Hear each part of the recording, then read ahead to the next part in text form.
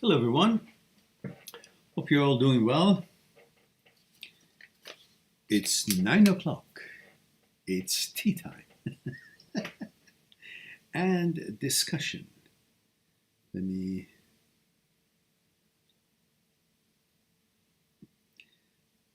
see.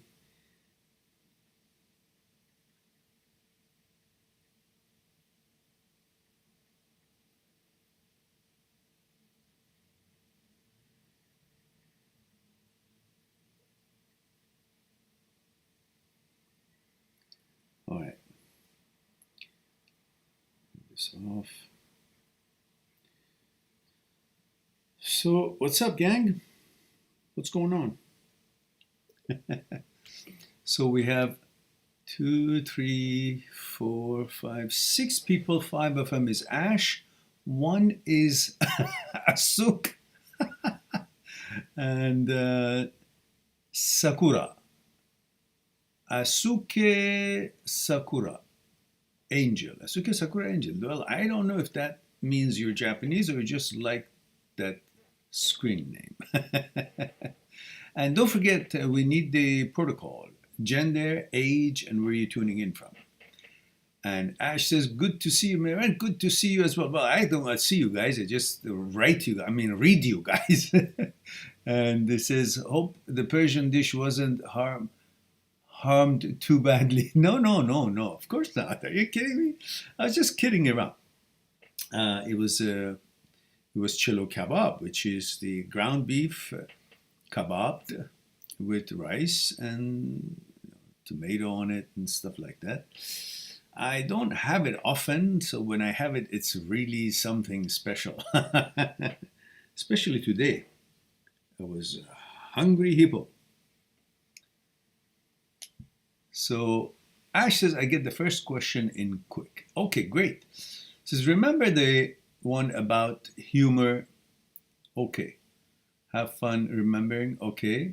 And it says, also welcome to the channel, everyone. Oh, okay, great. Remember to state your age. Yeah, thank you for that.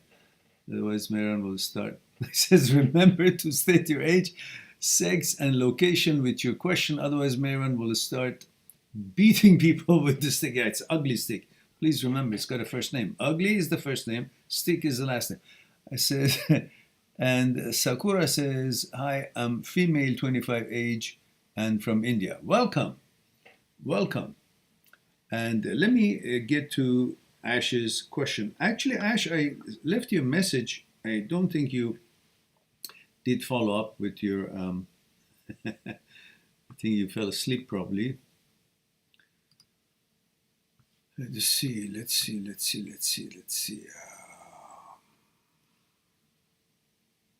Open the Skype, see if you got that or not. And read your question there.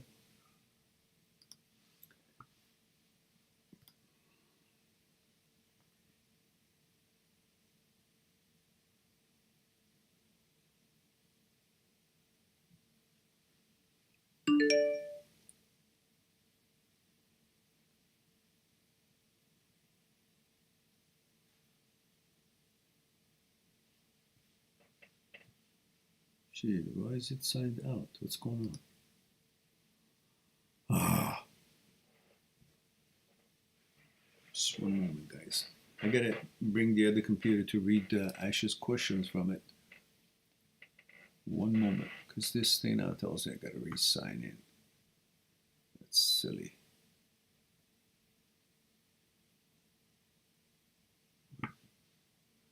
Okay, ein Moment.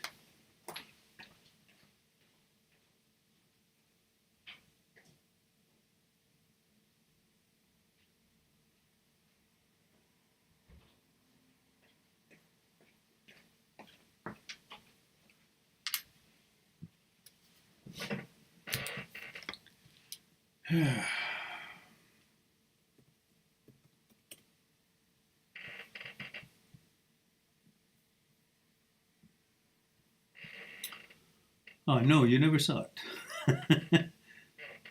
Okay. I left you a couple of messages after that, and then I was going to send you another one in case you saw this. But let's see the question.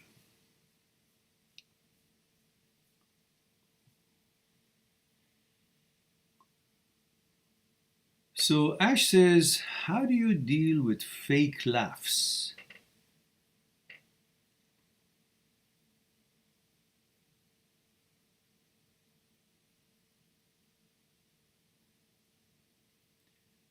Says, I find I can still be funny sometimes, but the problem is that whenever I feel like someone is fake laughing at something I said, it's like a stake going through my gut. How do you deal with that? But is that fake laughing is to mock you, or they're just hoping that you won't know that they're not genuinely laughing, but they are putting out a good posture, good, pleasant reception of what you said, being polite and being diplomatic? What is it that makes you feel stick is going through your tummy? Is it because you think they're making fun of you, or you think because they're not being genuine in what you said, a reaction to what you said? Could you elaborate on that, please?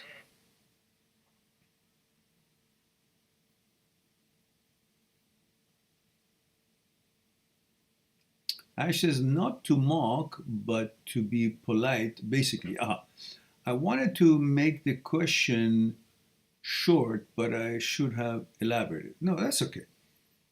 Well, listen.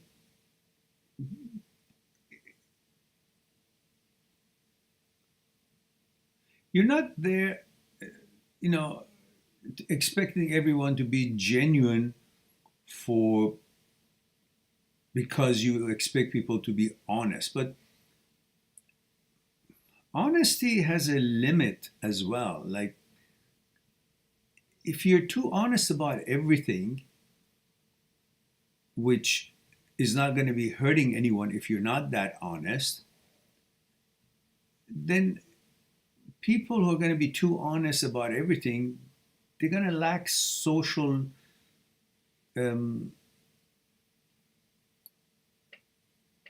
behavior, proper social behavior. They're going to hurt everyone. Like, what if I don't like I don't know,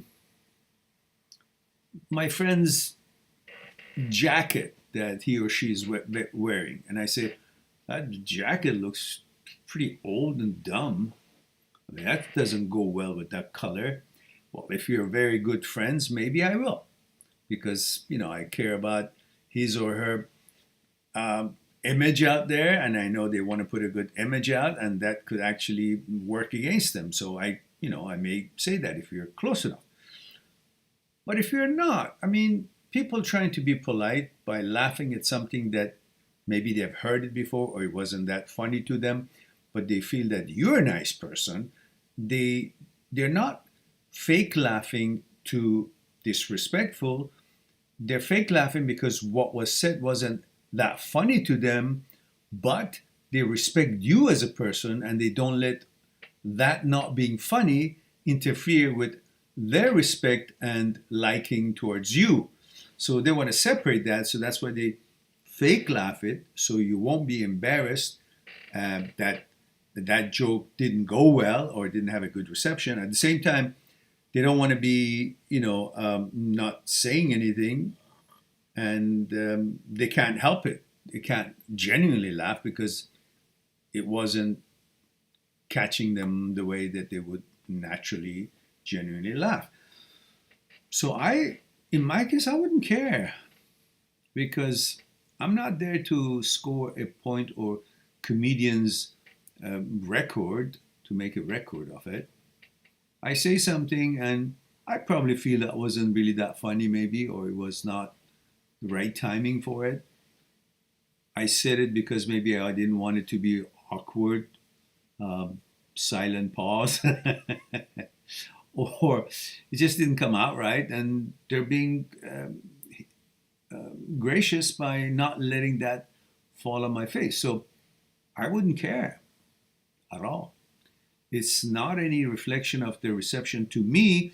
It's a reception or reaction to what was said, bunch of words that didn't give him the emotion that I was hoping it would give him, because that was my intention, but they didn't feel it. But yet they didn't feel the effect you were expecting from those words, but they didn't want to offend you, or they didn't take it as a, something to,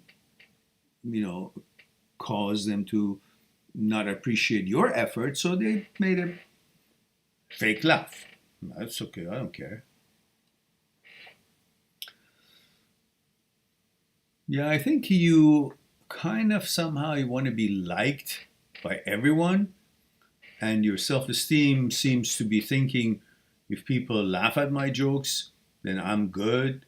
If they don't laugh, maybe I'm not popular, and that would mean I'm not confident. Just don't treat that nonsense. Just you say something you feel like saying it. If they laugh, they laugh. They don't laugh, who cares? Just try a different humor with them next time, or whatever. It's just kind of guideline. Comedians often, before they have a big show and become famous, they go around different gigs and they test the audience. What's funny, what's not funny. It doesn't mean just because they are funny and they expect whatever they say would make everybody laugh. That's why they go to different places while they're performing. They're also gauging what gets what kind of reception. So treat it like that. Okay, that joke wasn't that great. Okay, I can replace it with something else. Or this kind of people, or this person doesn't reply or respond to such jokes as much. Okay, that's data, information. That's all. Nothing else to it, man. All right. So let's go to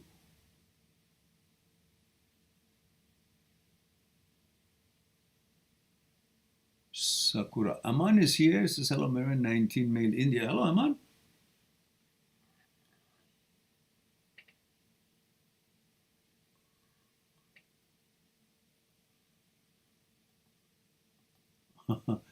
Five oh eight a.m. there, Ash, huh? And Sakura says, hello, Marin. I want your help in dealing one situation. And Sasuke Sakura says, I'm architect by profession. I have hand-overed project to client after completion, but he calls me every single day and says nothing is good. I want this to be changed. I have done maximum. He is now calling me, harassing me, saying I will call lawyer, I'll go to consumer court and report you. He just uses things, and after some time he gets bored. He wants it to be changed. He's pressuring me. Because of this person, I can't sleep every night, every time. I have this thought in my mind, what he will do. I want to remove him from my life. Okay, he can't do shit. He can't. He's threatening because he can. Because he cannot do anything, so he's threatening. Because if someone really was in the right in business, and have said that few times, and he doesn't get what he wants, let's say, they would go to court. But he's not, because he knows that the court is going to say, okay, bring your evidence that this person, Sakura, has not performed the contractual agreement that you guys had. And you say, here's your honor, this gentleman had this thing in mind, we discussed it, and I have prepared the project, I've handed over, and he had wanted changes, and I've made changes, but he doesn't want to pay for any changes. I cannot constantly change. Just someone gives you a contract, that doesn't mean once it's handed over, it can be constantly changed for the next year and they don't want to pay for it. That's a modification over and beyond a normal number of modifications. And I've discussed everything before I handed over, and this was what was expected, and I have done what I could. These are concepts. These are not done from exact replica of what they have given me. They've told me what they want, and based on the information they gave me, this is what could be created by me. But there's no guarantee that I can read their brain as far as the information that was not included in the preliminary or discussions that we had, but it's in their heads. And they expect me to come up with things that they haven't thought about yet. I've done what they thought about, what discussed, and what was expected. And what else can I do? This person instead calls me every day and is now harassing me, and I don't understand what else can an architect do. If he wants to revise it, then he's got to have a new contract, and this time explicitly say what does he really want other than what he has already mentioned what he wants. But for your case, next time when you want to do some job for someone, you have to have it in writing. I don't know the details. I don't know if you have it in writing or not. And the writing must explicitly, clearly explain what is expected to be drawn, what purpose it is for, and how many revisions you will allow with this price. Like, anything after 2 revisions, it would be costing that much per hour, whatever it is that your industry allows. And then you have that signed, but before you have to have it on a proper contract written by a lawyer. You pay the lawyer once and create that kind of a generic contract for your business. And then you will always have copies of empty contracts that you will fill in the name of the person, what's expected, the duration, and what's involved, how much it is, how many revisions after that. And he signs or she signs, and then you will sign, and that contract is in place. And according to that, you will continue. You can't just agree to do something for someone and he constantly changes his mind and says, no, that's not what I meant. This is what I meant, because there's nothing written. So have a lawyer draw up an agreement, generic agreement. Every customer that you have, they have to fill that out, explain what they want, and whatever else is involved that how the contract should be for your business. And then revisions, cost for that per hour, extras, and all these things. And then you should mention in the contract that what happens if there would be disagreements. There would be arbitration or there would be court. And if they lose, they would have to pay for the cost of the court that you may endure or incur. So all that would be clear, and they would think twice before they keep harassing you. But at this moment, if you're working for a company, you will have your manager take care of it. If you're not, then have your lawyer. Go pay a little bit of fee to a lawyer and ask the lawyer to send a letter to this person, say, according to your discussions and your requests, this project has been completed and it's now over. Please stop harassing my client. Otherwise, this would have to be taken to a next step. That's the end of that. But you're going to, perhaps have to spend that cost to. Don't get into face-to-face or one-on-one on the phone with this person anymore. And make sure the messages that you leave, or you would not leave a message. If you do, it has to be a very legal way of saying what you want to say, so it won't be misinterpreted. And then have your lawyer contact the person and then get out of the scene. Always talk to your lawyer, because I'm not a lawyer. I'm just suggesting what I can think of from top of my head. And we have Sanya says, I'm Persian as well. Salam, salam, Sanya Jan. Welcome. Thank you for taking the time and joining us. Sanya says, any advice for breakup with right person, wrong time? Well, Sanya, I need a little bit more info. whenever you break up, it couldn't have been a wrong time, otherwise you wouldn't have broken up. So it must have been, you must have lingered it enough, gave it enough chance, compromised, or tried. Maybe for whatever reason, that seemed to be the time that had boiled you over and you just wanted to break up, and you did. So you can't regret it because you had some reasons at the time. I remember my professor in university, Dr. Ferris, in one of his courses, I never forget, it's always with me the rest of my life, that he said, at the time one makes a decision, one believes that that decision is correct.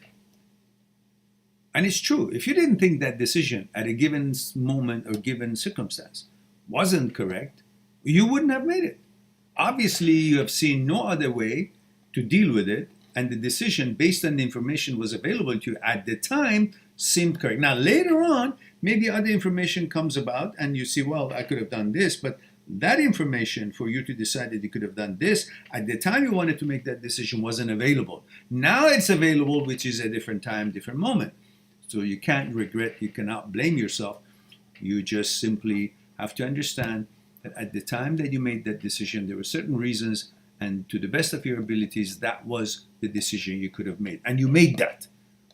Now you've experienced the feeling of having made that decision and how it makes you when the result comes together, and then you may not like it, or that circumstance has passed and you don't feel, you're not in the same mood as you were when you broke up, and you think then the decision that you made at the time you made it was wrong. No, it wasn't. It was right then. Seems to be wrong now because time has changed, different information, different circumstance, different mood, and that's not fair to you to blame yourself. And Orlando says, hola, hola. And remember, we have a protocol. We need to know gender, age, and where you're tuning in from. Sonia, go for it. Let me know age and where you're tuning, which country you're watching this program. Sonia says it was a long-distance relationship. That's why he broke up with me, but I was willing to work on it. No, you shouldn't have. What? Why are you selling yourself short? Long-distance relationship, where is it going to go? Especially this day and age. Everybody can either genuinely or disgenuinely say, oh, you know, it's pandemic, I can't travel, this and that, and linger it. Maybe they've got something going on. And at the same time, why should you hang around with something that is really not, unless you guys had a history and been together for a long time and now separated, and then you gave yourselves enough time and chance, and yet still didn't work. And especially when people are having a long distance relationship, it usually doesn't work. Because the life that we know of, at least, is in two parts, mind and body. Well, when it's long distance relationship, you get your, best mood, and you do up yourself, every one of you, and go on Skype and see each other, ha ha ha, la la la, and the best, spend a great time being at your best mood and best, whatever. That's how your intellectual connection or mind is satisfied, because certain words make you feel a certain way, and you're at your good mood. There's nothing there for you to be at each other's face or negotiate life on daily basis, see each other, negotiate life on daily basis, what your shortcomings are, what your strong points are, nothing. Only you're in good mood and everything's hunky-dory, I love you, this and that and so forth, and it feels good. But what's behind the scene when you're not on Skype and living your lives, you can't really see how that person is behaving, how you're behaving. And however, you kind of get satisfied mentally. But then, what about the rule of body? Body has a need and rule too. No one around really to hold your hand or hold each other's hand and walk about in the street or have a little tea or coffee or, interact, being face to face and, having oxytocin created by looking at each other's eyes, holding each other's hand, feel good about it, and having these neurotransmitters make you feel good, dopamine is secreted, and serotonin is there, and everything makes you feel wonderful. And then you also have some intimacy, romance. So the rule of body is observed and feels good, and your mind is compatible toward each other, or your behavior and your standards rather seem to be making it possible for you to bond on consciousness level, and then that would be a certain kind of a complete, so to speak, package. But when you're long distance, okay, mentally you say, I love you, lovey-dovey, and how was your day? Oh, it was great, thank you very much, and so on. I miss you. Okay, all that, great. But the other part is missing. And that other part, for both of you, is unhealthy. Because you're not really having a real relationship. You're just having a frustrating endurance connection that you never know when it's actually going to come to fruition. So that usually ends up in a breakup anyhow. And Sonia says, I'm 20 years and I am watching your program from United States, Georgia. Oh, Georgia. Georgia. We had someone, some lady, young lady, or from Georgia at the today's earlier program that we had. And she was from Georgia too. So I guess you have Georgian accent. Howdy. And she says, that helps so much. Thank you, Mary. You're quite welcome, dear. My pleasure. So we now go to Parameshwarar. I've pronounced this before, so I'm an expert right now. Parameshwarar says, how thoughts are related to law of attraction. Thank you. It's not that the thoughts are related to law of attraction, is the fact that you turn an idea, add efforts into it, and then you pursue it until you achieve it.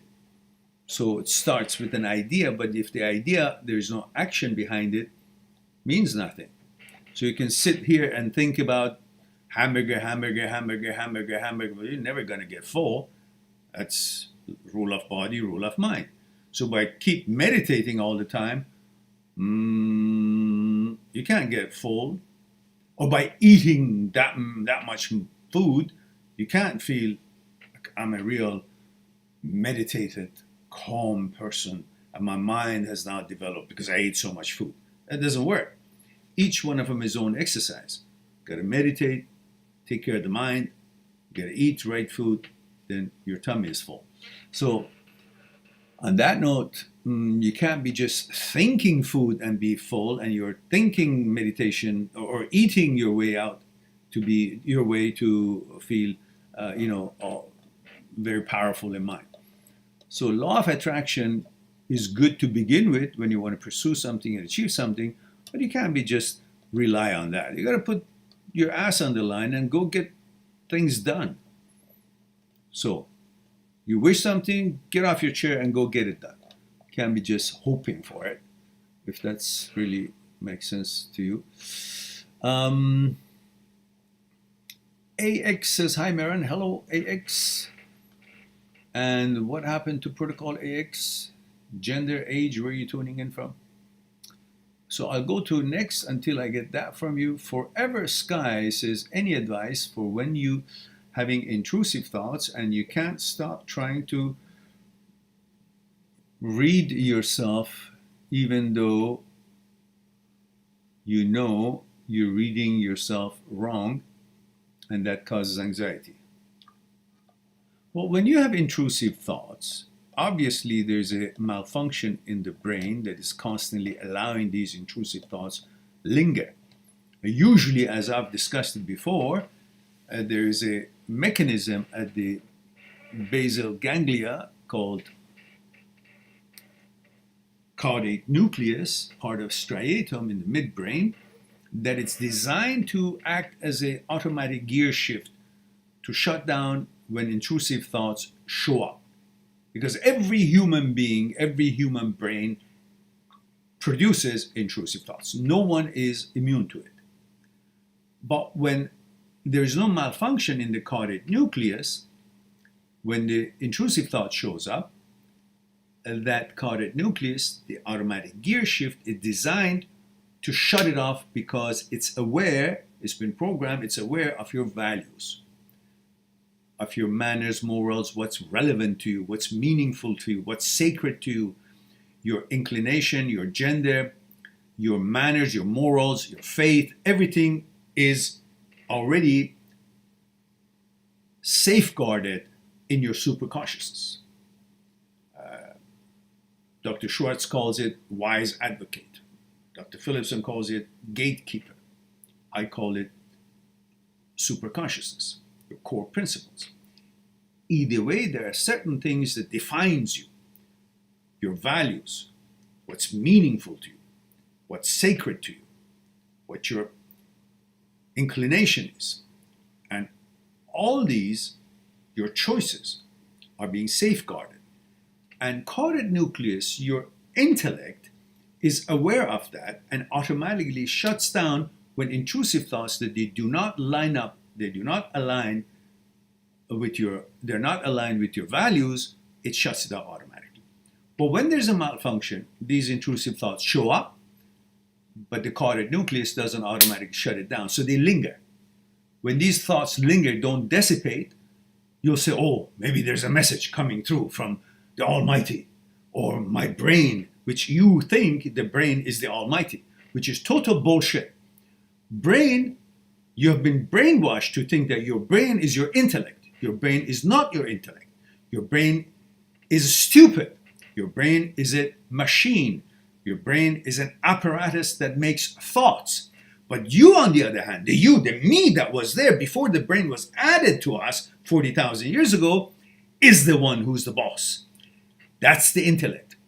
In the experiments that was discussed in Dr. Egnar's presentation, that involves the experiments that was done by Dr. Speary, Dr. Penfield, Dr. Owen, and Dr. Leibert. These are all Nobel Prize research studies in neuroscience and neurosurgery. They have proven beyond the shadow of the doubt, that brain is not the intellect, and that brain cannot reach you. There is a you, and that's where the intellect is. And the brain cannot reach. There are aspects of you, aspects of the mind that the brain cannot reach. Hence, brain is subordinate. Brain is a tool, is an apparatus. You must not think of the brain as anything more than an organ that is supposed to serve you, and you use it to see what it produces is of use to you or not. Otherwise, you diss it. You use it, you choose it, or you diss it, depending on what quality the thought is. But whatever shows up in your head doesn't mean that it has any kind of a credibility, because the brain itself, it does. If you watch, the videos on my playlist called Intrusive, OCD, HOCD short videos, these are, I believe, there are pretty much unique videos that I've worked on it, and it's for your disposal, for your review. It focuses on showing and proving to you to understand.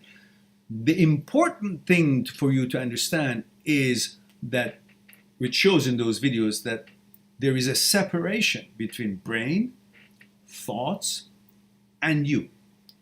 Once you understand this, no longer you will be bamboozled to think that the brain is an intellect, that the brain is your boss, that the brain is your leader, that the brain is your teacher. Brain is nothing. It's no different than your intestine. Your intestine has a job to get food and turn it into energy, and the rest of it is feces, and you got to go to the bathroom, get it out. And the brain does the same thing, creates thoughts, and many of these thoughts are useful. 90,000 thoughts a day is produced, and it's your job to choose them. And many of these are just the feces of the brain, because you use the brain's apparatus to do something, figure out something, calculate something, learn something, produce something for your benefit, to advance yourself. And the brain itself uses its own apparatus to make all kinds of thoughts as useless to you. And those are the feces that you're supposed to learn. By ignoring them, it's just like you're going to the bathroom and getting rid of it, just like you do for the production of the intestine. And if you understand this separation, then you will not be taking the brain so seriously, and whatever it shows up, but you don't give a damn about it, because you're the boss, not the brain. Let me open that window. It's pretty hot in here, or maybe I speak with lots of emotion. I'll be right back.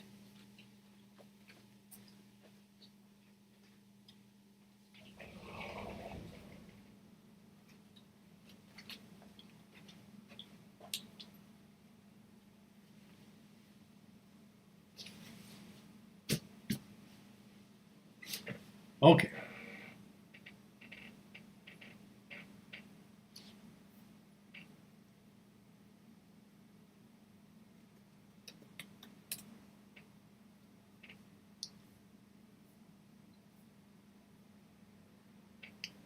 So,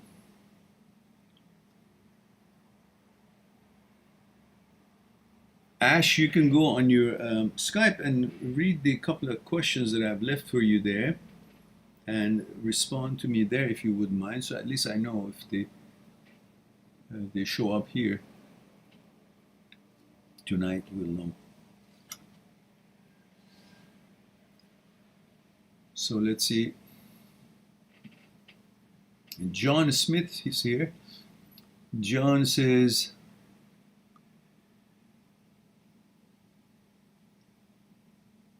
do you believe in, John, what is your protocol? Gender, age, where you're tuning in from? And because I passed over AX because he didn't have that. So I would like to treat that the same for you. And Forever Sky says, oh, thank you so much. You're quite welcome, Forever Sky. And again, Forever Sky, let me know your gender, age, and where you're tuning in from, please. Please don't forget, guys, because we like to know our demographics. And don't forget to promote the channel if you're benefiting from it and find it helpful. Well, we need to have some exposure. And people still don't find us so easily on internet. As you can see, as wonderful as this channel's contents are, we've got over 2,500 videos and about 500 live streams. What is it? 690, about 700. This is 692 actually. Let me fix that. It's number 692.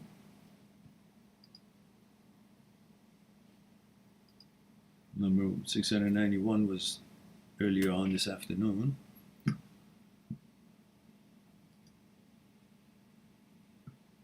All right. How come it doesn't work? Oh, because I'm using a different keyboard. All right. There we go. 692. Okay.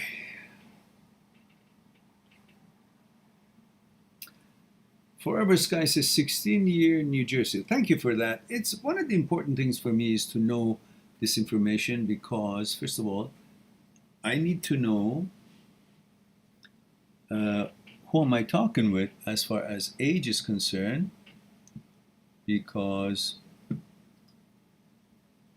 if you're too young, I would like to let you know that we would need to have your parents' consent, or at least they sit beside you to know that you're talking with us here, because I want to make sure that there's no misunderstanding, as I'm not a doctor, I'm not a psychologist, I'm not a psychotherapist.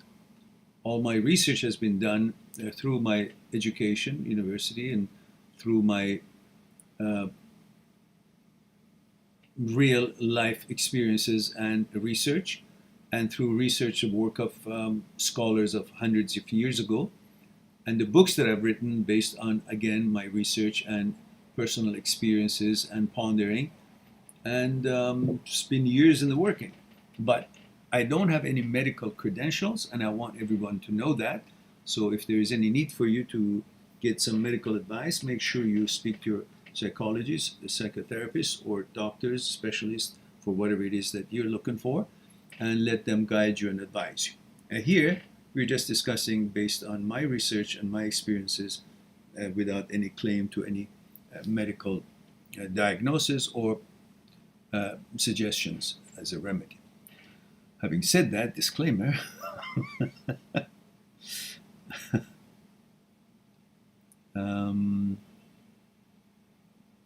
so we still don't have anything back from John and neither from AX. Neither one has responded to my request as far as information that we want, age, gender, where you're tuning in from. So I guess we let it sit.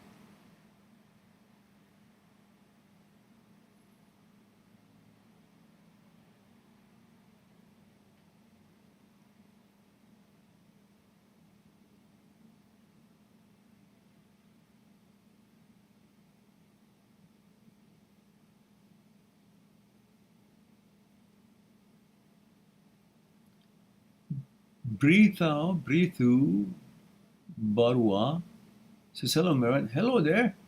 Help me out with gender, age, and where you're tuning in from. The thumb screen, or the thumbnail is so small I can't see the picture to know. And also I want to know the age and which country you're tuning in from. Thank you again for everyone's cooperation. Male 31 India. Thank you for that.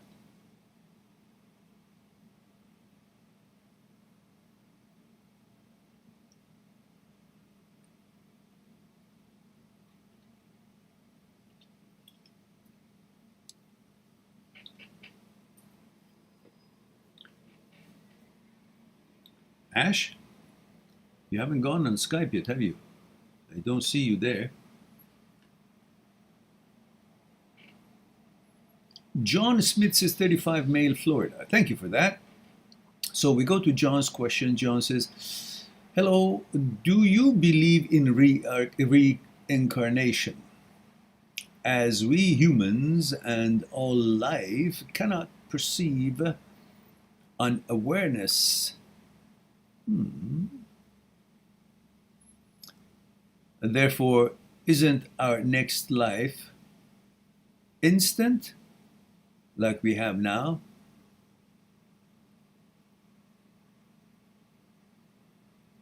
Too heavy for me. I don't understand what it means, what you're trying to say. So help me out here. Elaborate in what you say. But as far as if I believe in reincarnation, I don't know if I believe in the way that it means, but I do believe there is somewhere else that we go.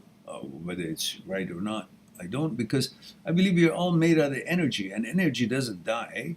It can change its, qualities, but where does it go? I mean, if you're energy, which we all are, we know, we can't go out of the universe, so we'll still be in the universe. Now, what and how we're going to continue our being sentient and being aware, I don't know. But I do believe that we don't die, like in the way that we know. We die physically, but our experiences and our knowledge and what we contribute to the knowledge that the universe is accumulating through our experiences and through our lives, as we are the tentacles of the universe.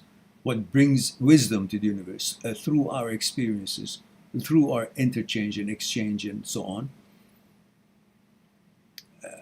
We will simply join back to where we originated as far as contributing to the universe's existence. The universe cannot exist without us, and we are part of each other. It's kind of getting heavy, so let's drop it right here. It's time for me to have some tea. I deserve it. I don't know. Don't you think so?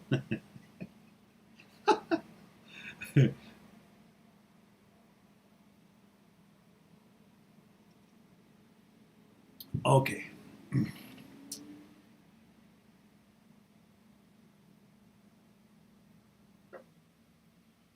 Oh, Ash. Okay. All right. What do you have to get out? I mean, you already obviously have your computer with you. That otherwise you couldn't be seeing what we are saying here. So you can use that when you have to get up. And John says, "Thank you, Mary. You're quite welcome, dear." Gaming Master says,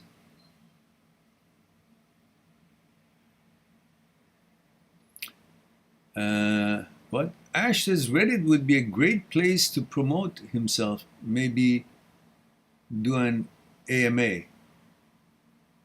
What is an AMA?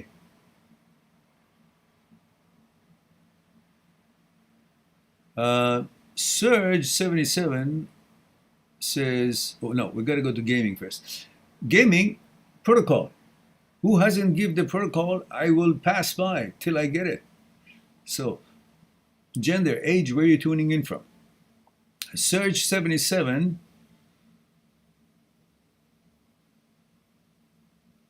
Oh, I see. Okay, Ash, I got it. Serge says, hey Meran, male 20 in New York City. Have you thought about going on places like Reddit, Discord, etc.? I don't know how it's done. You guys can figure it out. I set it up and, I'll be the guest. I don't know how it works. I don't know how it works. So if you guys want to talk about it, talk about it. Refer to the channel, refer to it. Do something, guys. We're going to die and I'll be 95 years old. And I said, separation between brain, thoughts, and you will set you free with my last breath. Because we still don't have people finding us on YouTube. All right. So, Gaming Master, give me the info. Throw me the bone. Give me the info. Dr. Evil here.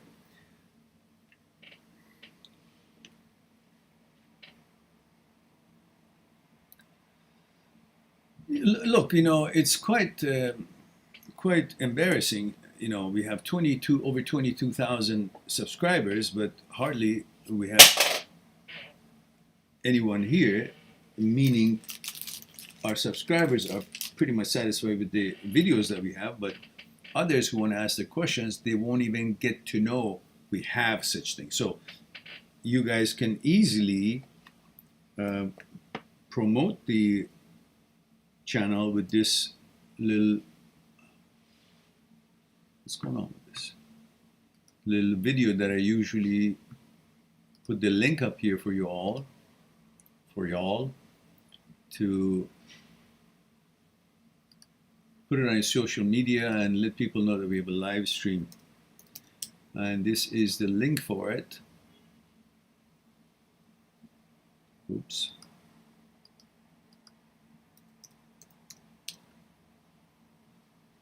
There it is. That's the link for 1 minute and 47-second kind of promotion regarding the live stream that you can put it on your social media. And that would be the start, I guess. Oh, MAMs ask me anything? Anything? So I remember I told you guys this commercial that when I was much younger, I think I was in college still. There was this commercial for Hershey's, I think it was Hershey's chocolate, that the devil was sitting at this side of the table and having the secret of the Hershey's chocolate. And the corporation who wanted to says, we would like to offer you $1 million for the recipe for this magnificent, delicious chocolate. And the devil says, not enough. They said, 2 million. He said, not enough. The corporation said, 5 million. The devil says, not enough. The corporation says, 10 million. And the devil says, not enough. The corporations, representatives for corporations said, we will pay you anything. And the devil says, anything? Wanted their soul. That was a good commercial, actually. Did a good job, and I guess the sales went off through the roof. So here says, you ask me anything. It's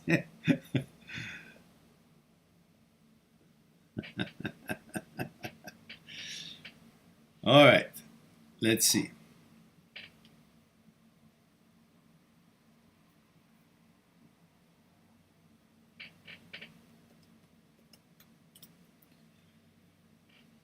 Okay.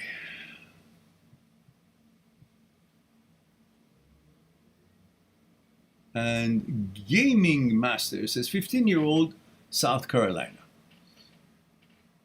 All right. What is your question, my dear? And 15-year-old, I'm not sure what the is. Let me see the question. It says, I'm in puberty and I have HOCD and I feel like I'm gay. all the time, and I have almost lost my attraction to girls altogether.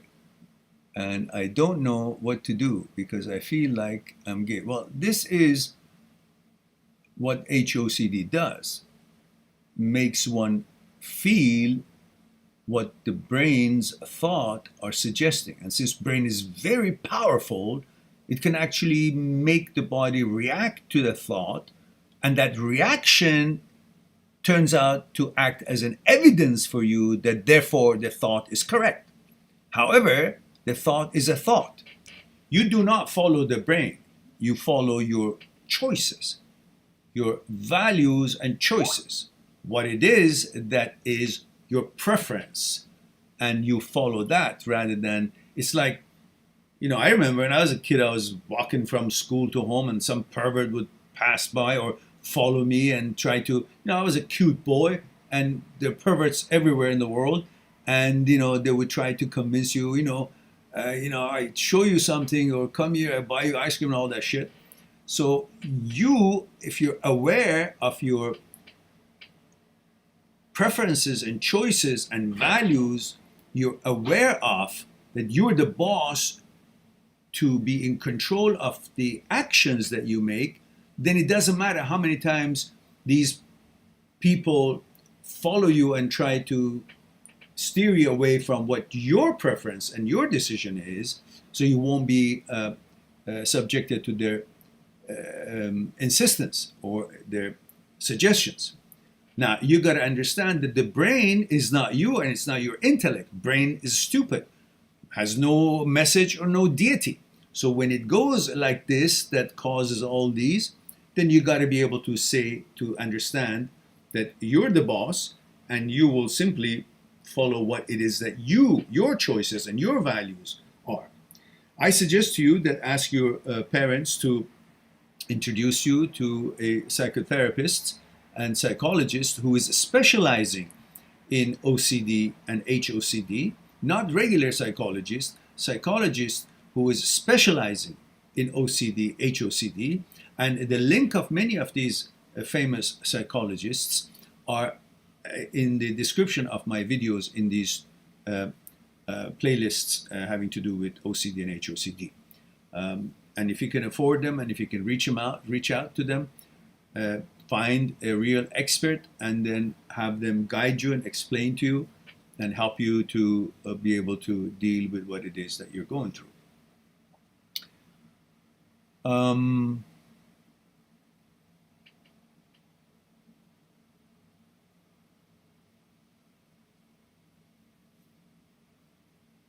And you can always listen to the explanation that I gave earlier on with other videos that we have in the two playlists: Intrusive, Transient, OCD, HOCD, Negative Thoughts, and the playlist Intrusive, OCD, HOCD, Short Videos. And they will help you to see the separation between brain, thoughts, and you. And the first playlist helps you to interpret, understand the relationship between thoughts and consciousness, desire, and how thoughts are created, and how powerful the brain is. Video number 7 shows you how powerful the brain is. Video number 11 shows you how thoughts are created and the relationship between thoughts and consciousness, and so on. And video number 8 shows you why is it possible that suddenly your brain picks up thoughts that you didn't volunteer, you didn't initiate it, you didn't want it, it just happens to be there. How does it work that a thought that it's not your selection, you're not looking for it, pops up? And so these are some things that you could start with, and then definitely visit with your psychologists and they'll help you to understand what it is that you need to know about.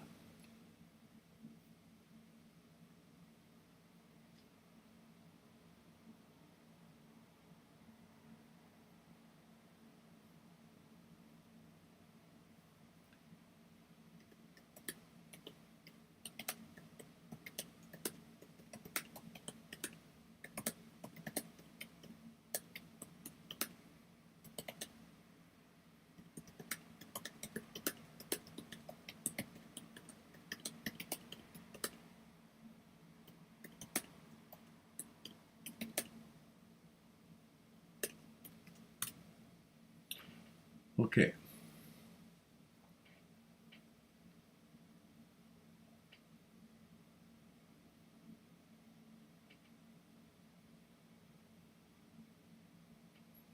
Right. Uh, I saw it, Ash, and I responded. Uh, so, Ash says, by the way, this girl I've been talking to is really smart as well. She's also really stupid because she's talking to me. Uh-uh, uh-uh. Don't.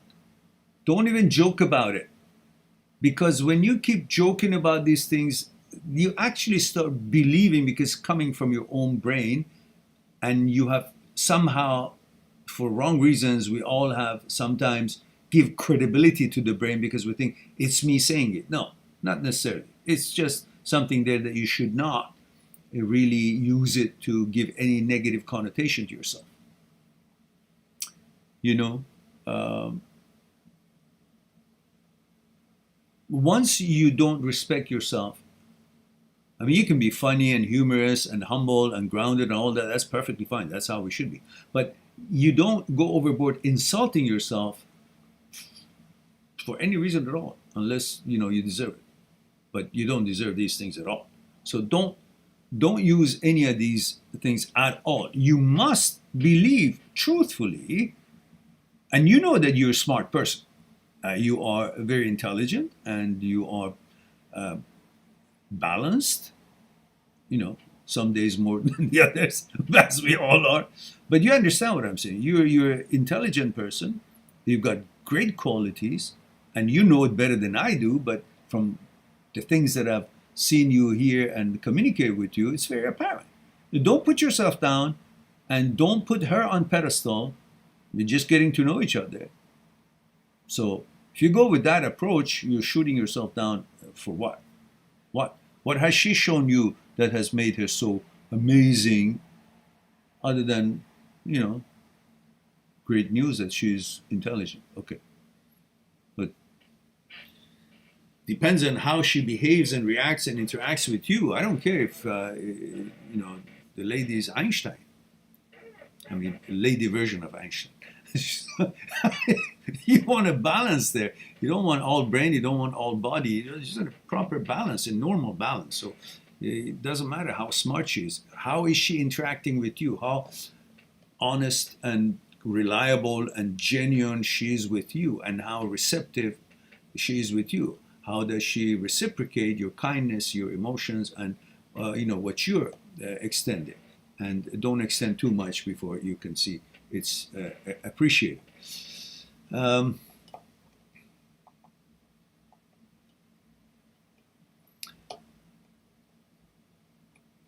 and says, haha, but she knows a lot about psychology, maybe even more than me. Okay, but don't turn her into your psychologist. Do not discuss things that you don't need to discuss.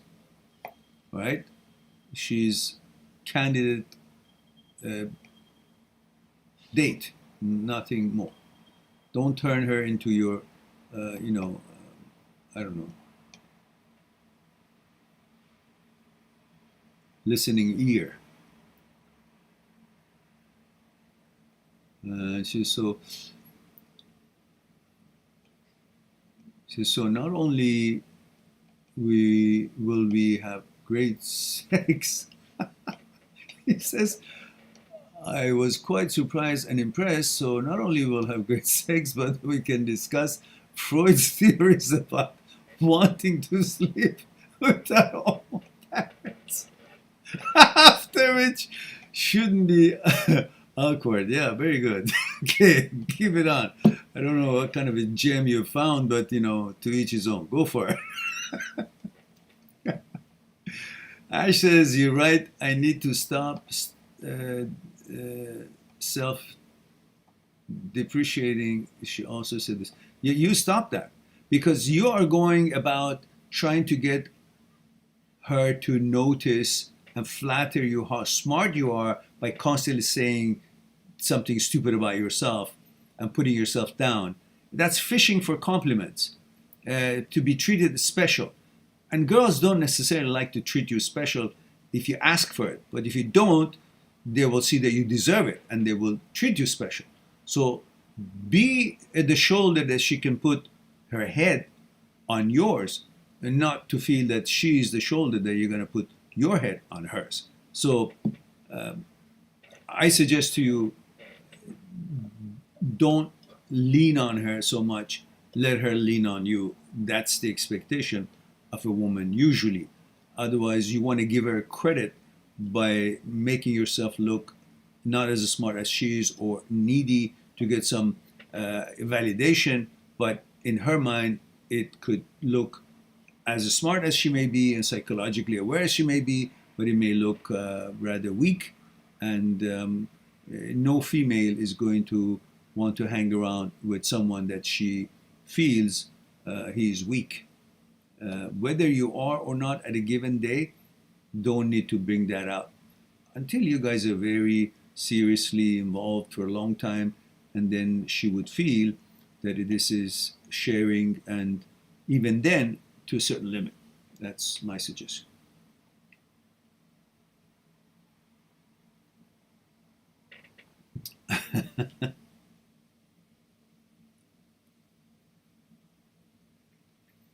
And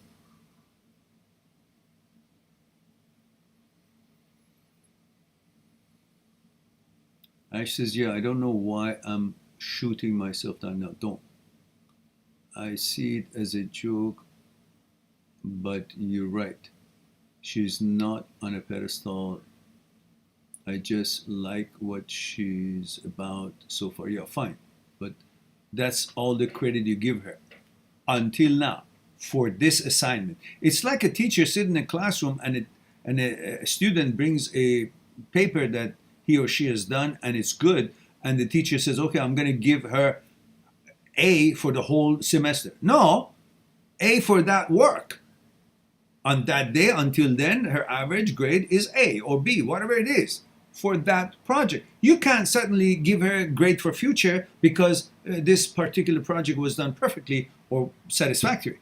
So you can't be giving her a passing grade just because you're so pleased with the way she's been handling herself or impressed you so far. That is only for today. Let's see what she does tomorrow. So in other words, yeah, you can be favorable towards her because she seems to be a, good and smart individual, but not necessarily that would be a carte blanche for the rest of the duration of this experiment. And Ash says, Marin, I understand, but I wasn't self-depreciating.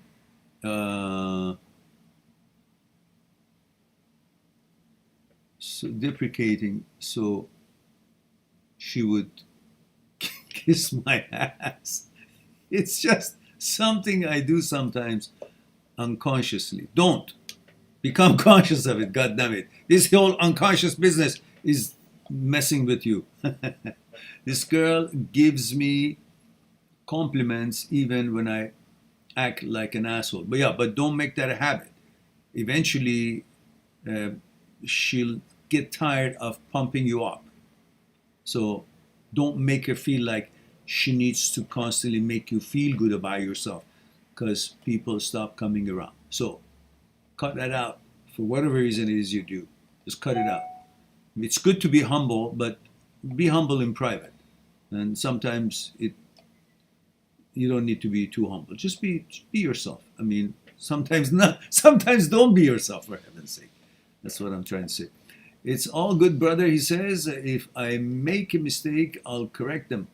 But I'm just looking for casual fun for now. Yeah, you say that, but I know better. You're not looking for casual fun. You're head over heels over falling for this girl, and I don't want you to fall too hard. Until she's also, about to fall. So fall together or don't fall at all. Just be good to yourself. Take care of yourself. And Ash says, I'd be crazy to look for a relationship. Yeah. And says, Jesus, I flooded the chat. Apologies. No, it's all right. There's only 5 of us here, and no one's talking. So either I'm boring or everybody's perfectly fine. So Either way, it's good.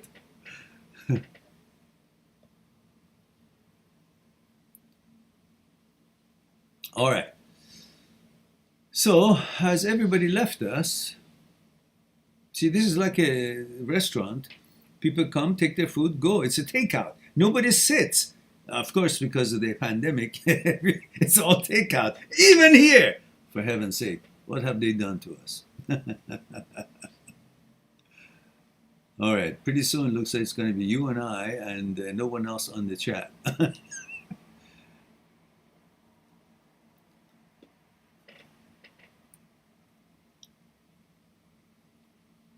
Yes, there are 4 people enjoying our conversation, and there are 9 likes. Well, we have certainly scored tonight. Did you read my message on the Skype? If Your Highness would not be so tired to walk over the room and get that bloody computer and read the blessed writing of mine. I just want you to be aware, so if such comments are made next time by some other participants, you will know what the background is.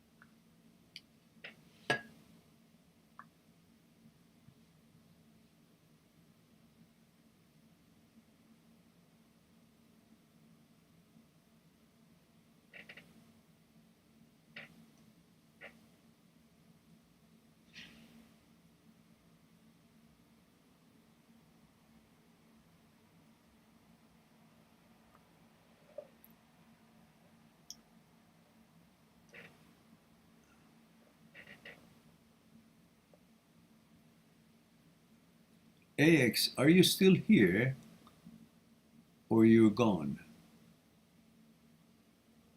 Probably you're gone because you never heard me asking for the protocol that I asked for. Just your gender, age, and where you're tuning in from. Your question is still here.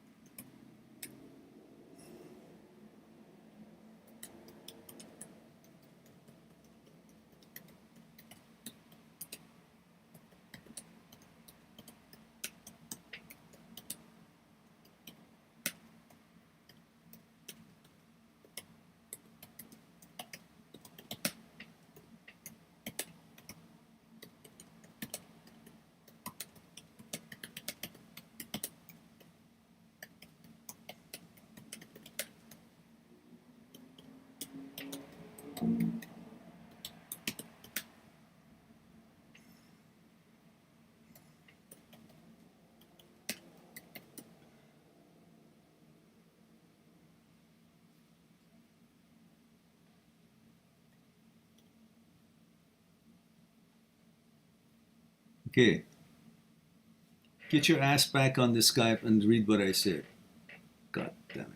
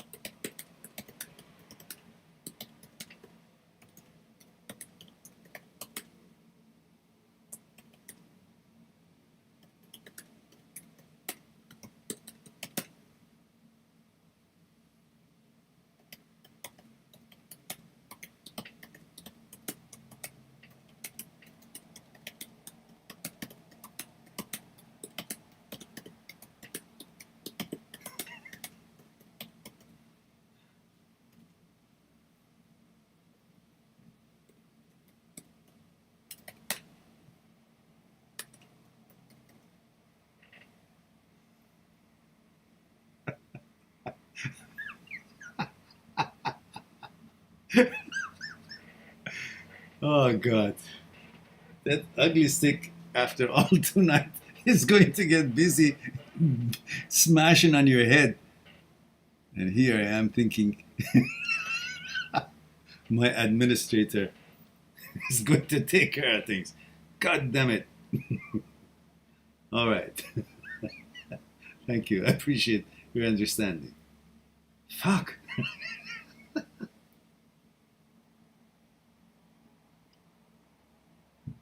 All right.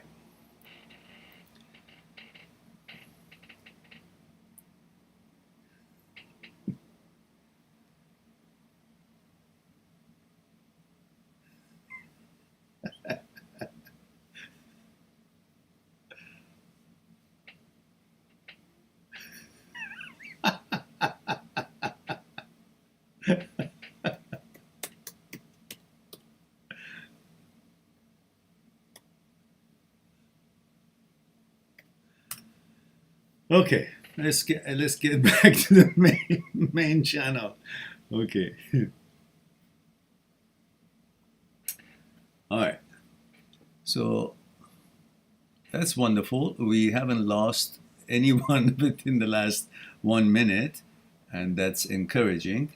I'm very proud of ourselves that tonight, I think tonight, we mark the lowest number of participants, including the first time I came online. So I wonder, I wonder what the hell is going on after 8 years. We're really breaking grounds in big ways, big strides. I don't know if I can handle this much success. Ah, I feel so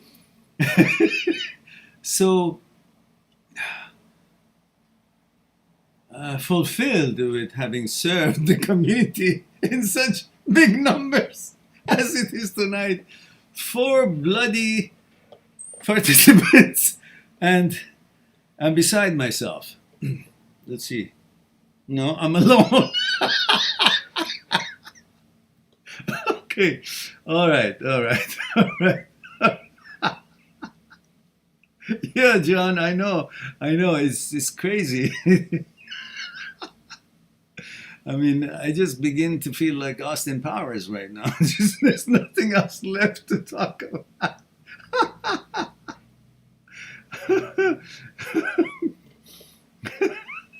Yeah, I know, I know, I know. When you're the first one to show up, that means that's the only hope that everybody else has forgotten about us. Yeah, John, you're welcome. You're welcome. I mean, that laugh is on me. Everybody can really enjoy it because we really are, breaking. After all these efforts of letting people know, please help us. This is the link for the 1 minute and 47 second advertisement or whatever. Put it on our social media, and look, everybody left us. Said, you're on your own, man. I got my sandwich. I got my answer. Bye bye for now. And Antonella Toricelli says, hi, I'm girl, 14 years with HOCD. I'm from Mexico. Hola. My dear Antonella, because you're so young, I would like to ask if your parents know that you're here so they will give consent. Otherwise, I want you to know that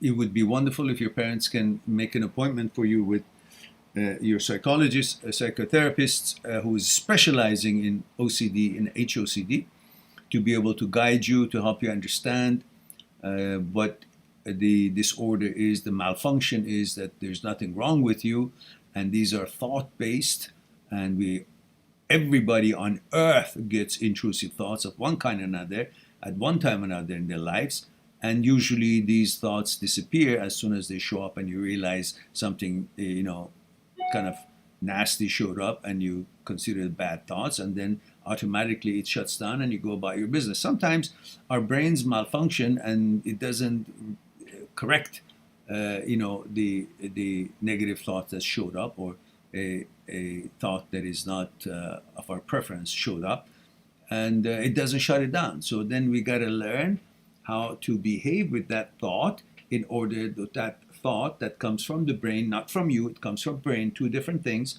two different independent systems.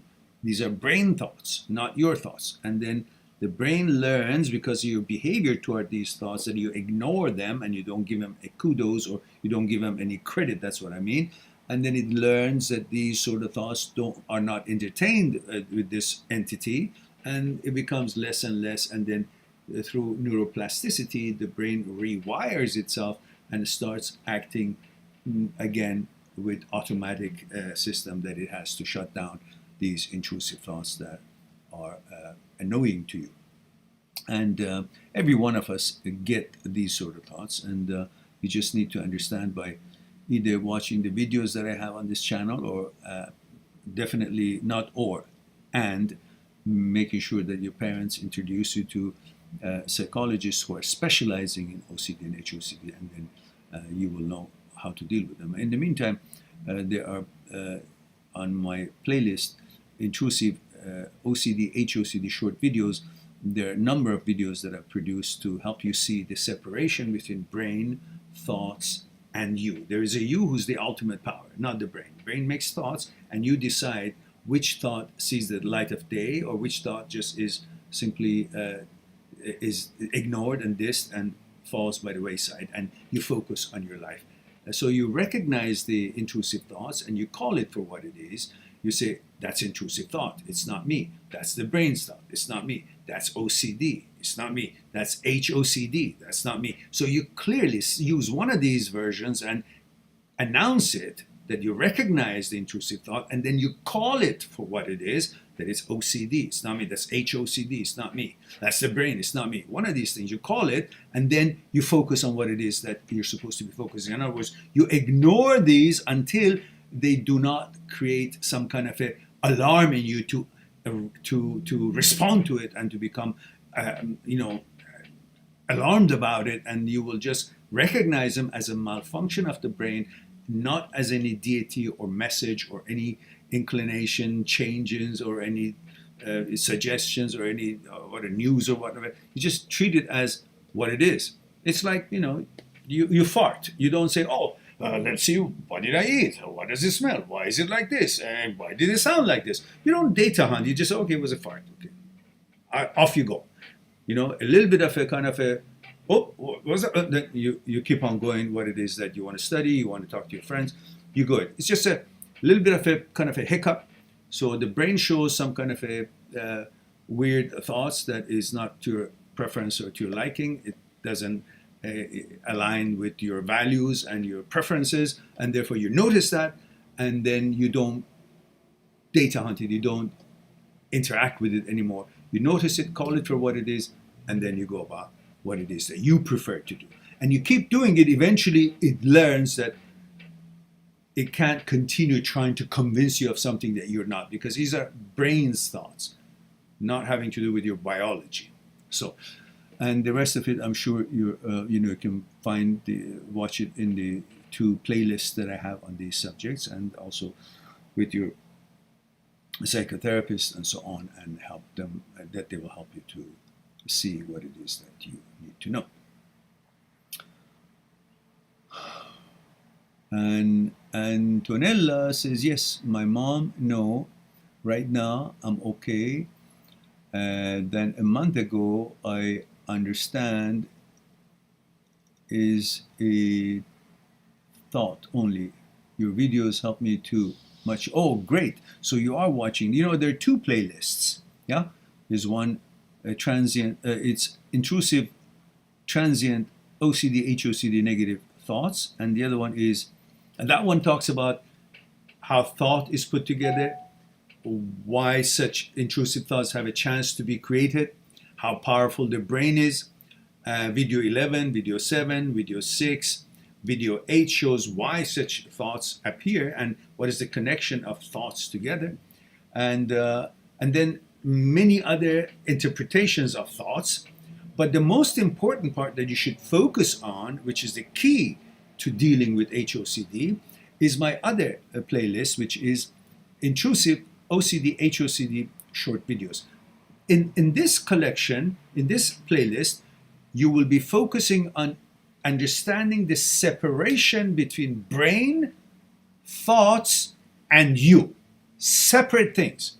When you understand this separation by philosophy, by philosophical opinion since Aristotle time, and then by neurosurgeons and neurosurgeries and the studies of Nobel Prize echelon of studies by Dr. Speary, Dr. Penfield, Dr. Owen, Dr. Leibet. These were in the presentation of Dr. Ignor that I have elaborated on it, and you will see that science in the modern times have also come to realize what was already realized from the Aristotle time about the fact that the brain is not you, you're not the brain, and there are aspects of you that the brain cannot ever reach. You're beyond the brain and you're the boss. So your vetoes and suggestions, your vetoes and selection, your vetoes and choices are the power, not the suggestion of the brain or images or thoughts or whatnot. They have no power. They are a glitch, they are a malfunction, and therefore you are on top of it all, and you can orchestrate how to deal and how to manage with this disorder that we all get at one time or another. So, in these live talks, you talk a lot about these things, so they could be helpful if you sometimes. And I try to trim these live talks on the spots that you guys ask, and then you can add it to the playlist, and you can watch it separately.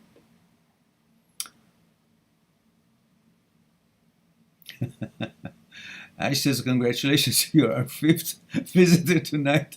Your prize is nothing. We're too poor to hand out prizes. True. Could you ask your parents? You're funny, Ash. And John says, reincarnation must be real because I could have been anyone I encounter and vice versa.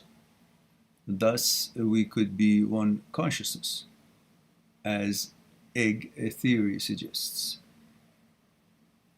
Tubai Show says, sir, can HOCD thoughts come into my dream? Of course.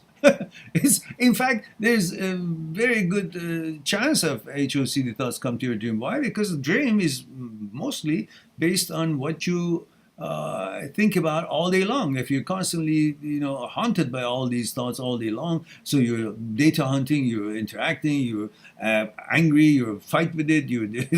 So this is present in your brain, and then when you sleep, naturally, what you've been dealing with all day long is going to be at the surface when you sleep, and then so it comes to your dream. So that's just what. Definitely HOCD has got more chance to show up than any other thing in the day. So,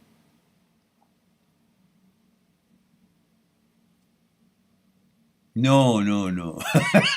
Too bad. You don't turn gay by thoughts or dreams. If that was the way, did you turn whoever you are by dreams? No, that's your inclination. You were. Your gender was hacked in your mother's womb when you were being born, when you were being created. It's not by what you're going to dream. What? The brain it wasn't even developed when you were being developed. You couldn't even speak or think until after you were born. So thoughts have nothing to do with creation of your gender, and thoughts can never have anything to do with changing you to anything else. They can interfere because the brain is very powerful, but if you're smart enough and strong enough, you won't be bamboozled and fooled. Just like if you're a kid and somebody walks behind you when you're coming from school to home, a pervert keeps saying something to you. If you don't get fooled and you don't get, you believe in the nonsense that they're trying to trick you to get you somewhere, I'll buy you ice cream or this and that, then nothing can happen. So same thing here. Don't be fooled. Stick on, on your values and stay on course and deal with them the way it's suggested in the videos, or get your directions from your psychologists, psychotherapists, who are specializing in OCD and HOCD, and you'll be fine.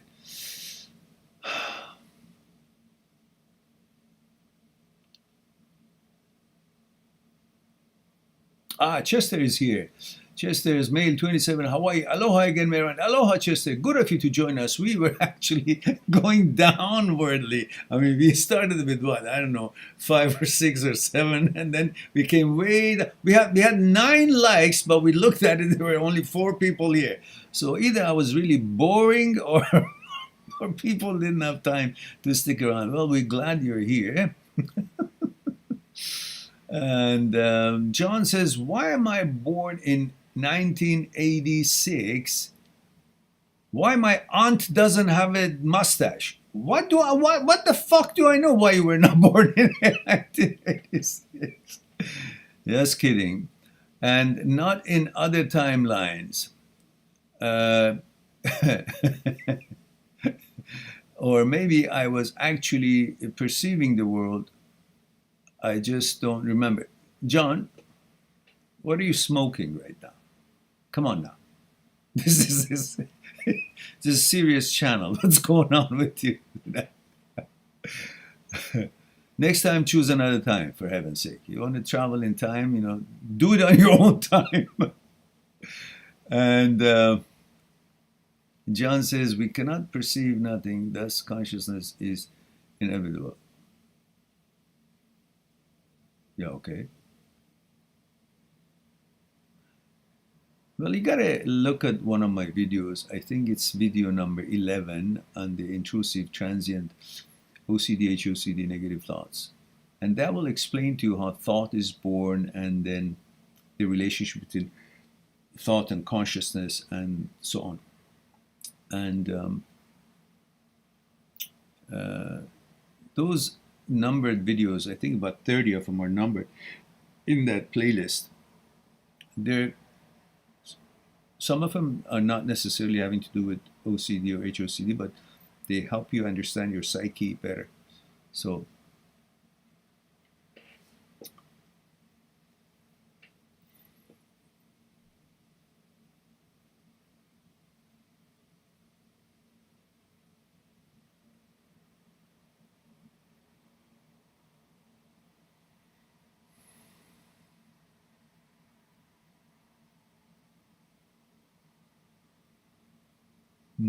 yeah, we are all energy, that's for sure.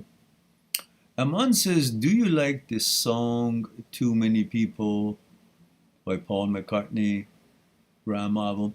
I should know all Paul McCartney's songs, but perhaps this is after there was no longer Beatles, and maybe I don't know this particular one. Aman says, my friend who has HOCD too, sticking up things in his ass as he gets sensations, and he doing weird things, and told him to stop it.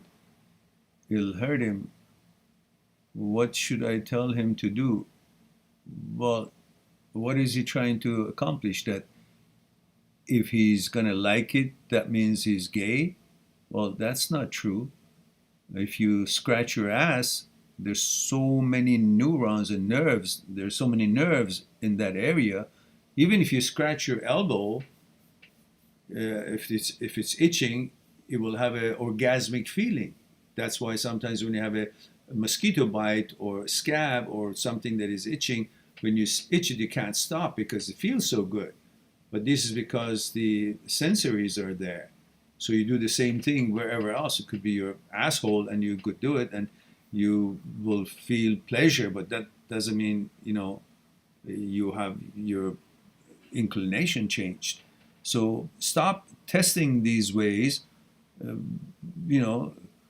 That's kind of foolish. We are having feelings in every part of our body. It's like saying if somebody tickles your bottom of your feet or under your arm, then you like it so much, then that has to have a label.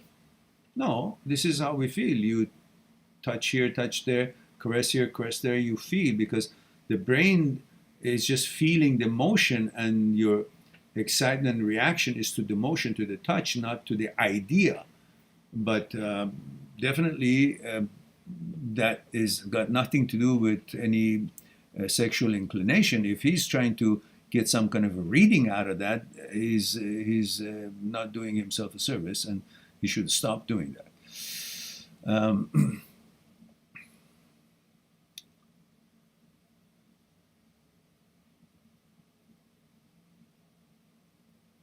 Tubai says, how do I stop my thoughts?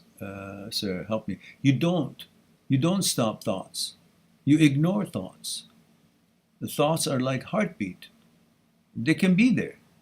That's their job. The brain's job is to make thoughts. Your job is to evaluate those thoughts. If they meet your values, they're in line with your values, and then you use them or you don't use them. They either measure up or you don't. Your choices would determine which thought is of any use to you or any interest, or that you decide because of your values or choices that you don't want to have anything to do with that thought, and therefore you ignore it. You don't try to stop thoughts. Nobody can stop thoughts. Thoughts are allowed to be there. That's what it is. It's like a bazaar. You don't go and say to the bazaar that everybody go out, take your stuff out, only apples could be here. What? They can be there, and you just ignore what you don't want to pay attention to, or go to the store or buy or whatever, and you pass by until you get to the shop or the booth that you has the merchandise that you want to buy. You know, whatever it is. You buy watermelon, you buy, I don't know, electronic gadgets, or whatever it is you're looking for. But everything is available. The same thing in the world, all kind of lifestyle, all kind of products, all kinds of people. But you select based on your values and interests. You select. So the same thing, brain puts out all kind of thoughts. These are like products. But you are the judge. You're the master. You select or veto. And that's the ultimate power, not the brain. Brain doesn't have power. Brain just makes things up.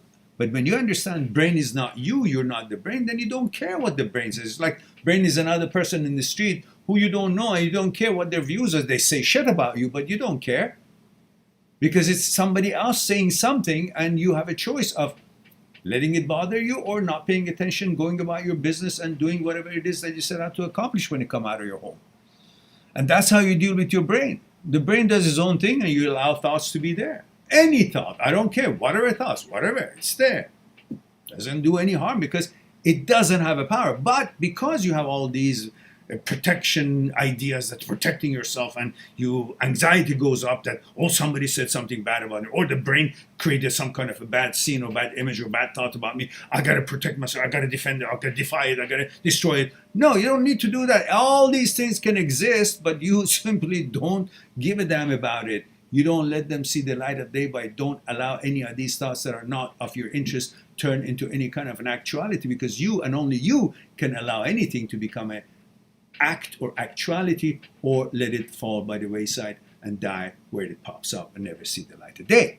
That's how you deal with it. And that to you should be okay. Any kind of thoughts can be there, but I'm going to do my own thing. And after you keep doing your own thing and ignoring all these thoughts that are irrelevant to you or you're not interested in, the brain learns that these sort of productions are not appreciated, are not even interacted with, and it starts reducing them, and eventually stops. And even if they show up again, you know what they are, and they won't, cause any kind of a alarm in you, because you've simmered down. You know what they are, therefore they don't scare you as something you have to jump and protect yourself. No, it's a thought. Okay, like there are so many other kind of people with whatever their upbringing is out there, whatever their mentality is out there.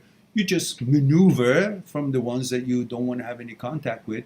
They're into some kind of a shit, different businesses that you're not interested, different mentality and manners and morals you're not interested. So you maneuver and you don't associate with them, and you find the people that are in the same kind of a philosophy or mentality and upbringing that you are, and then you choose your friends and associations in that way.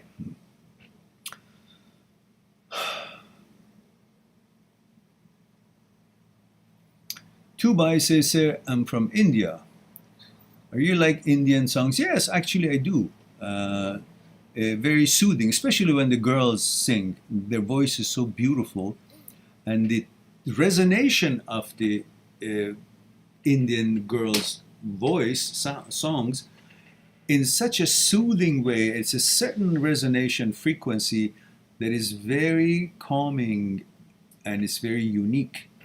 And yeah, I do like it actually. Sometimes I watch Indian movies. I haven't done it lately, but I've watched many of the Indian movies because there are usually have some lessons and they're very, you know, kind of warm-hearted and happy ending usually, which kind of gives the wrong signal to people that everything's going to be happy ending. But however, I've seen some movies of many different actors. Shah Rukh Khan is very famous, I'm sure, and there's so many beautiful women among the Indian actors, the movie stars, and it's always the stories, and also it's always pleasant. Sometimes when it's long ones, you gotta have lots of cups of teas, but but it's pleasant, and I enjoy it sometimes.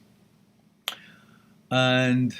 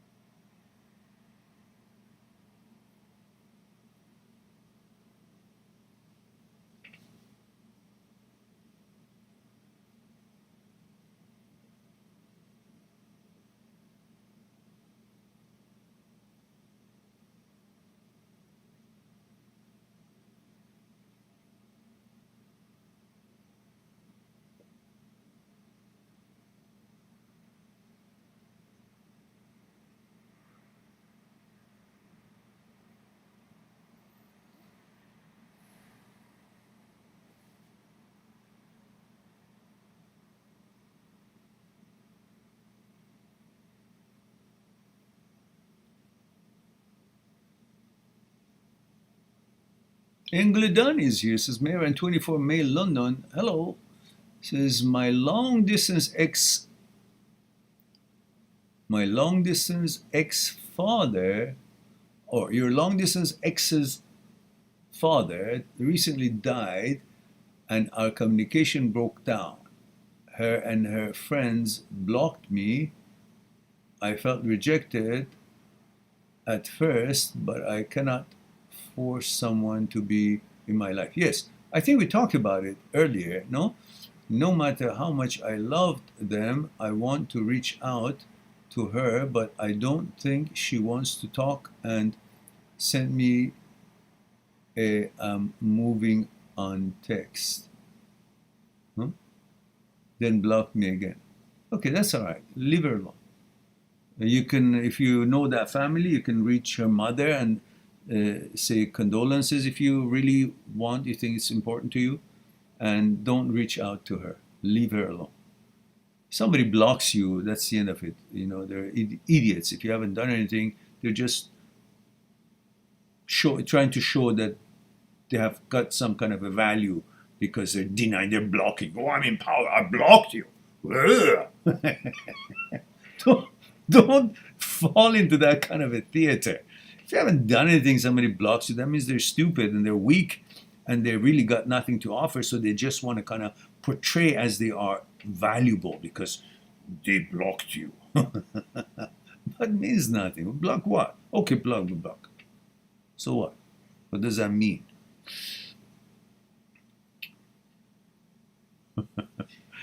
Yes, death by ugly stick, ash. Not a good idea. And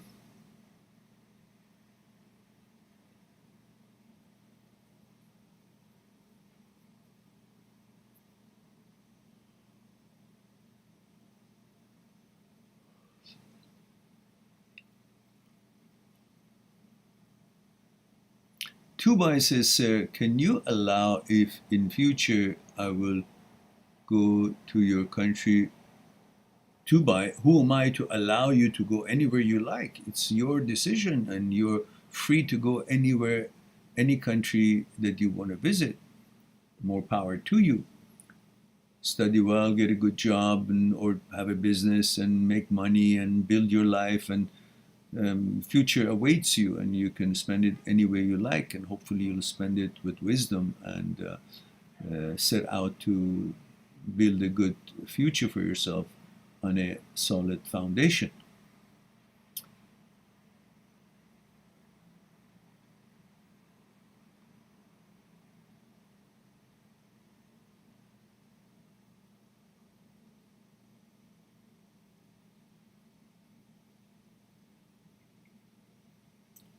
Preto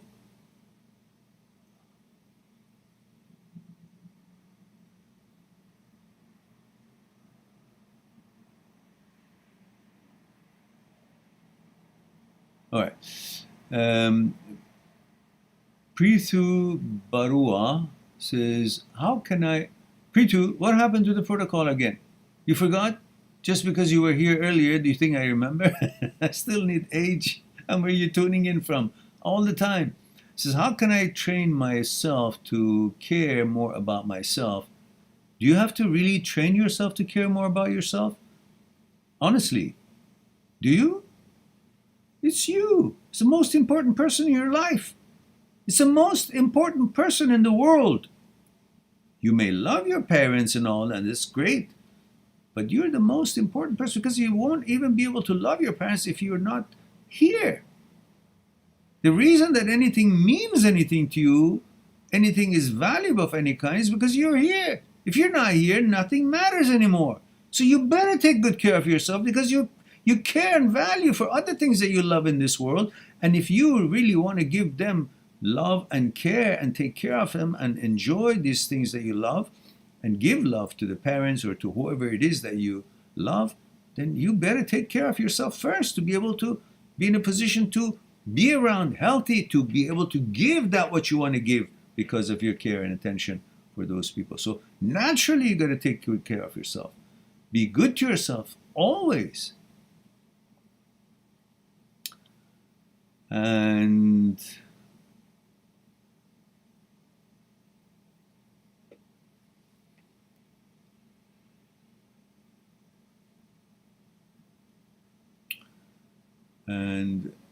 Brito says male 31 India.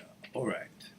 Okay, guys, it looks like it's 1 hour 48 minutes and 26 seconds, and we have whopping 13 people here, which is amazing. We had a rocky start.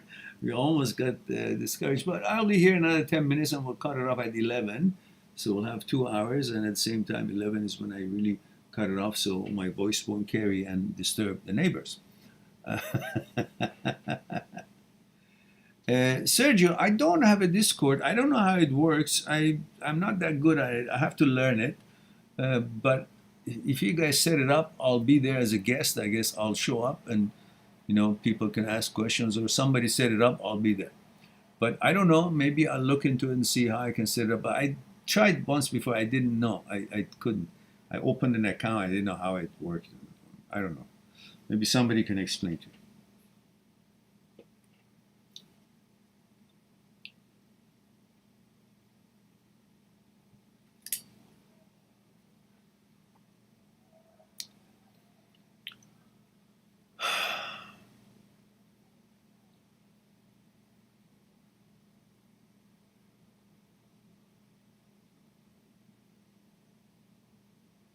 Yeah, don't forget, as Ash says, please give a thumbs up on this video if you like. That can help the algorithm, I guess.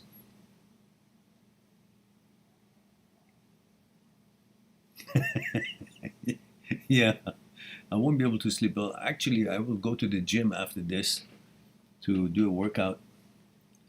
And then probably by the time I come back, it's like 2 in the morning.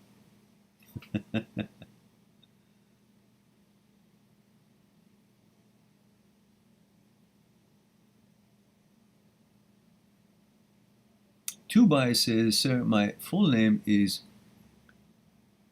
Biswajit, 6 years. Biswajit, 6 years. I have HOCD thoughts and I'm very disturbed about that. Please help me to repair. I mentioned to you that you best to talk to a psychotherapist who is specializing in HOCD. So they will do help you to learn ERP, and that would be a way to make your brain not to be so anxious about these thoughts, because these thoughts really are just thoughts and images, suggestions. They're not your inclination, they're just thoughts. But we get really bamboozled by them because brain is so strong and so powerful, and we're used to think of the brain as smarts and in intellect. It's not true. Brain is very stupid. It doesn't have any intellect in that way to know what it is and so on and forth, and it's no power to change you in any shape or form. But these intrusive thoughts can linger and can become very annoying. I know, I had them and they were very annoying. But the thing with me was that I had such a strong mind that I only looked at them without giving them any label. Like, I didn't say, oh, that means that I'm this or I'm that. I just said, that's bad thought. Because to me, my preferences and my inclinations, my identification, my identity was very clear to me, very important to me, and I was protected with my life. So nothing else mattered. Whatever showed up in my brain, it didn't matter. All it mattered to me that it's a bad thought. It's nasty. But then I said, that's the brain I have. It's malfunction. It's getting into a glitch, like a sound, stuck syndrome, SSS. Hallucination of sound, like some sound gets stuck in your head, loops, keeps hearing that jingle or that song. It doesn't go away. And this is like thought hallucination. It loops in, it doesn't go away. And so you just think of it as a bad thought, a bad glitch in the brain. You don't label it, oh, that means I'm gay, or that means I like this, or that. It's a bad thought. It's disgusting me for whatever your gender is. Something against it, opposite of it, could be disgusting to you. For each to his own. Different things are disgusting for different people. But in your case, so you will deal with it as a bad thought that is annoying to you. That's it. We don't label it that it means this or it means that. Oh, look, it shows up. Okay, whatever.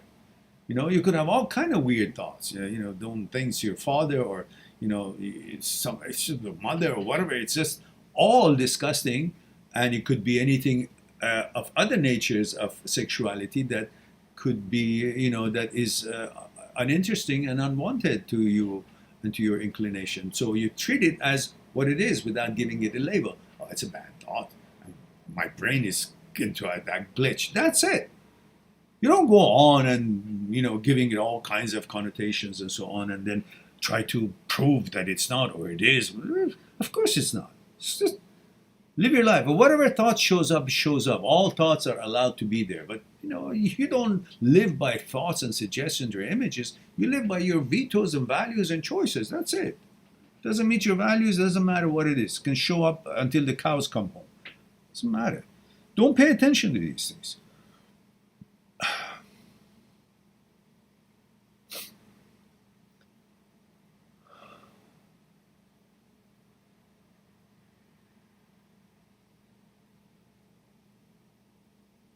No, you don't have to entertain anybody.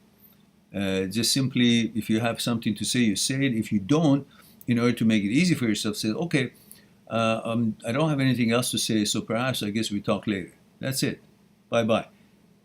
Otherwise, there's no reason to keep them on the telephone or keep talking when you don't have anything to say. When you don't have anything to say, then you start saying some things that just feels awkward and weird.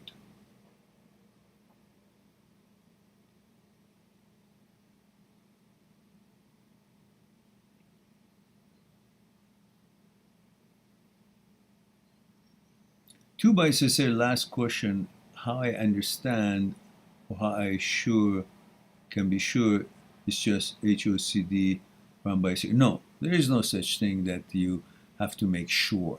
This whole seeking assurance, it's a never-ending thing.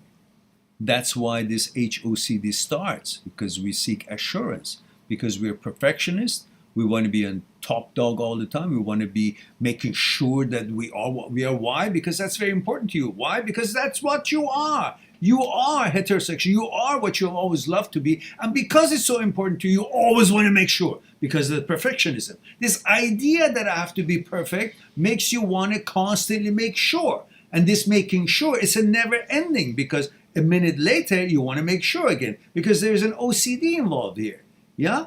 It doesn't stick. It's like you just keep putting a marker, but it's made out of lemon juice. You put a marker, it disappears. Oh, I just put a check mark here. Why is it here now? I got to do another check mark. Oh, it's check mark. Okay. Oh, it's disappeared again. I got to put another check. You just put a check mark here. It doesn't matter if it shows or not. You already done that.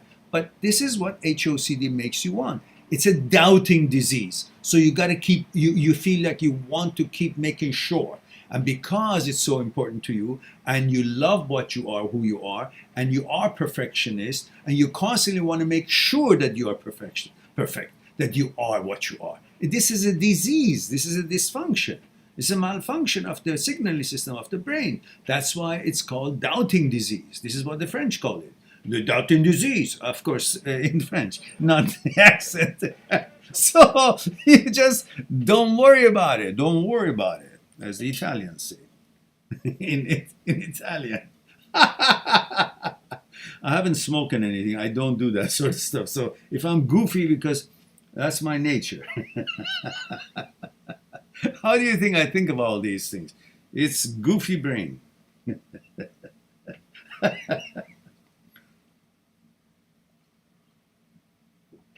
All right. And Ash says, one final thing from me, Mehran. Yes. Ash says, you're right, that I should calm down with self-deprecation. But if there is a healthy balance of arrogance and cockiness or confidence as well, that's not so bad, right?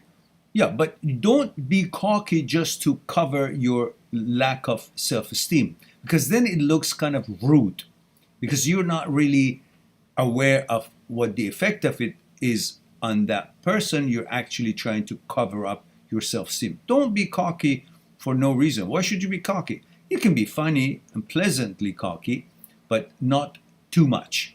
Yeah? So in that way, it'll be balanced, not rude or arrogant, because sometimes you feel a little bit self-conscious or lack of confidence, or self-esteem is kind of getting to you because you kind of like the girl more than you should at that moment, maybe, or you just fallen for her a little bit, or desire her for one way or another, and you want to kind of come back with some kind of a cockiness to show that I'm in control, I'm not falling, and I'm strong, and then you fuck it up. You kind of become rude and arrogant. Just everything in moderation. Yeah, you don't have to entertain her all the time. You don't have to be funny all the time to show you're confident. You can just be serious, but you don't have to be cocky. Just don't worry about it. Just say what you think it is appropriate for that particular discussion, and that's it. Don't have a specific agenda that I have to entertain her, I have to impress her. When you do all that things become awkward. Just be yourself. You don't need to impress her. She needs to impress you as well. So you just converse. Get to know her. Let her talk. Simple. No agenda. And Tubai says, thank you, sir. You're my God. My pleasure, dear Tubai. I'm delighted that I could be of some help. And he says, okay, good night, sir. Here morning at 11:30. I'm in India. Okay, have a wonderful day. Be careful. Take good care of yourself. And be safe. And John says, good night soon. And a lovely chat. Yes, thank you. And same here. And Ash says, you must have made lots of mistakes with women to know this shit. No, actually not lots of mistakes, but I thought about what could become a mistake. I've analyzed lots of things, and of course I have probably fucked up a few times here and there, but never did let it to be, inappropriate or weird. I contemplated on things, and of course, I learned as I grew up. John says 2 a.m. Easter time for bed. Yeah, you've got to make these mistakes together. Yes, that's right. Absolutely. So, guys, looks like that we all agree that this would be a time to sign off. It's 11:01 at the same time. I look forward to talk to you again next week, Saturday at 1 p.m. Vancouver time, and then again at 8:30 or 9 p.m. Vancouver time, hopefully. And in the meantime, if not sooner, we had a chat. In the meantime, be good to yourself and to the others. I'll talk to you soon. Bye for now.